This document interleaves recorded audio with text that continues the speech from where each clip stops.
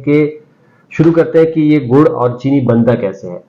ठीक है, शायद आप लोगों को पता भी होगा, बहुत सारे लोगों को। गुड़ बेसिकली शुगर केन यानी गन्ना जो है वो उसकी जब कटाई होती है तो उसके बाद उसको खेतों में उधर एक देसी तरीके से उसका जूस निकाला जाता है। जूस निकालने के बाद जो है वो उस जूस को बॉयल किया जाता है, और बॉयल करने से जो है वो उसके अंदर जो वाटर होता है वो एवापोरेट हो जाता है और नीचे पेस्ट रह जाता है।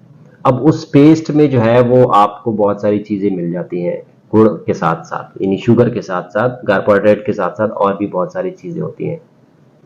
और चीनी कैसी बनती है? चीनी का वही सेम तरीका है, यानी शुगर केन की फसल यानी गन्ने की फसल की कटाई होती है। फिर आपने देखा होगा कि गाड़ियां भर भर के जो है वो शुगर मिल्स के अंदर ये गन्ना जाता है, शुगर केन जाता है, और फिर वहां पे इसको एक प्रोसेस में से गुजारा जाता है।